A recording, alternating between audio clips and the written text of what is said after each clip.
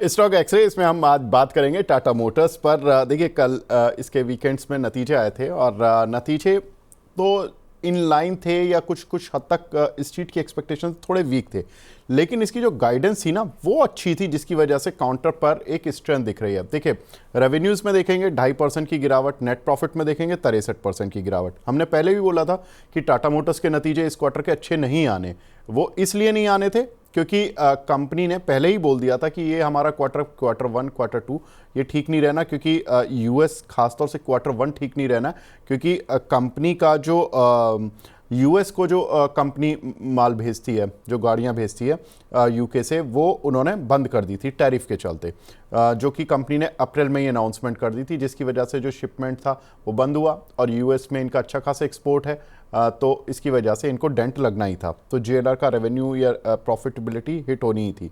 EBITDA 35% down हुआ है, EBITDA margins करीब 14% से घटकर 9.3% आए हैं। लेकिन अब इंपॉर्टेंट चीज़ आती है, देखिए शेयर ने अप्रैल से लेके अभी तक की ये पिटाई इसीलिए झेल भी ली कि पहले ही कंपनी ने बोल दिया कि हमारा खराब समय चल रहा है। लेकिन अब कंपनी ने ये बोला कि भाई हमारा जो खराब समय में भी जो हमने अपनी ग्रोथ गाइडेंस दी थी वो हमारी बरकरार है। जेएलआर की ग्रोथ गाइडेंस 5 से 7% पर बरकरार रखी है।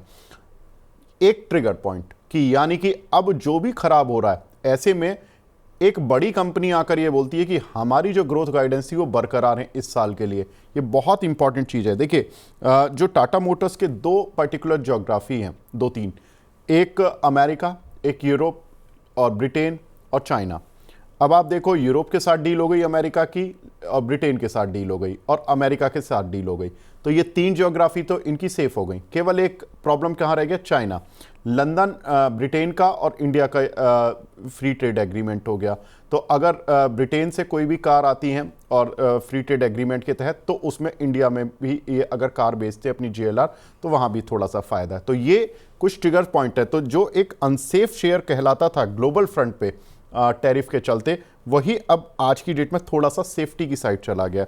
अगर हम देखें तो डिमर्जर पर भी इनका एक डिमर्जर भी हो रहा है, जो कि इनका कारोबार डिमर्ज हो रहा है, उसमें एनसीएलटी में एक सुनवाई होनी थी, फाइनल हियरिंग होनी थी, वो 8 अगस्त को हो गई है। कंपनी ने कहा कि कोर्ट ने फैसला सुरक्षित रखा है, रिजर्व रखा है, वो जल्दी फैसला दे देगी। तो डिमर्जर हम प्लान कर रहे हैं कि 1 अक्टूबर से पहले हो जाएगा।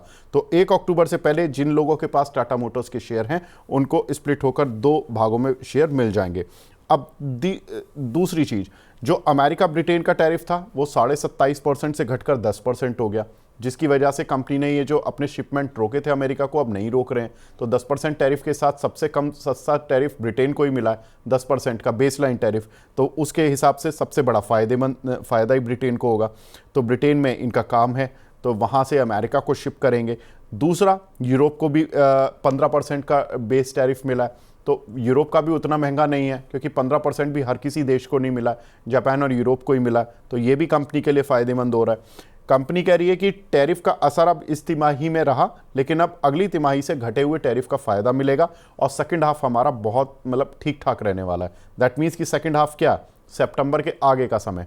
तो अब अगस्त में हम खड़े हैं, सितंबर तक, यानी कि जुलाई सितंबर के नतीजे आ जाएंगे आपके अक्टूबर में, वो ठीक आएंगे as compare to Q1, company ने इंडिकेट किया है।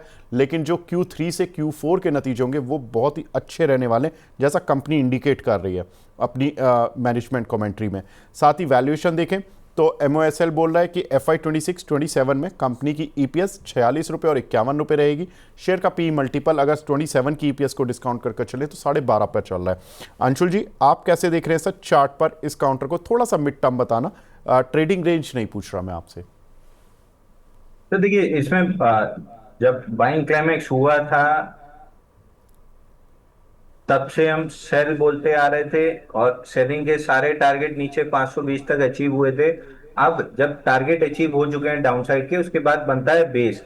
तो बेस का लोअर एंड इसका आता है 560 540।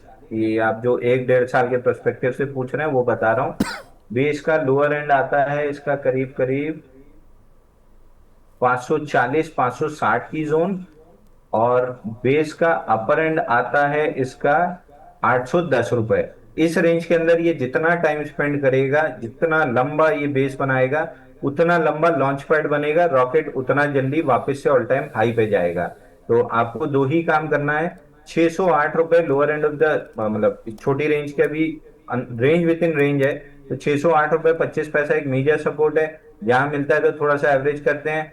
बाय दी वे अगर और थोड़ी सी दिक्कत आती है ट्रेड डील की वजह से और ये 530 तक नीचे आता है, जिसकी उम्मीद मेरे को लगभग ना के बराबर है, अगर आता है तो वहां पे और आपको एक्यूमुलेट करना है। उसके बाद ऊपर में 730 और 810 की रेंज में प्रॉफिट बुकिंग भी करनी है, क्योंकि मैं 810 के ऊपर बहुत बड़ा और बहुत जल्दी ब्रेकआउट नहीं देख रहा हूँ। तो रेंज के लोअर एंड 608 531 में खरीदना है, 730 810 की रेंज में बेचते रहना है। इस रेंज को आप प्ले करते रहिए, पैसा बनाते रहिए। जिस दिन रेंज का डिसाइसिव ब्रेकआउट मिल जाएगा 810, उस दिन ऑल टाइम हाई का टारगेट आराम से खुल जाएगा। इस सिप से तो नींद टूटती है, लेकिन केवल जागना नहीं, आगे भी तो बढ़ना है। उसके लिए चाहिए एक और सिप। हर महीने छोटी छोटी रकम की इंस्टॉलमेंट यानी सिस्टमैटिक इन्वेस्टमेंट प्लान से शुरू कीजिए निवेश। लेकिन पैसे बढ़ाने वाली कौन सी सिप आपके लिए रहेगी अच्छी? म्यूचुअल फंड सिप से जुड़े हर सवाल का जवाब मेरी सिप मेरा सवाल। सोमवार से शुक्रवार 4 बजे मिलेंगे हम सिर्फ मनी 9 पर।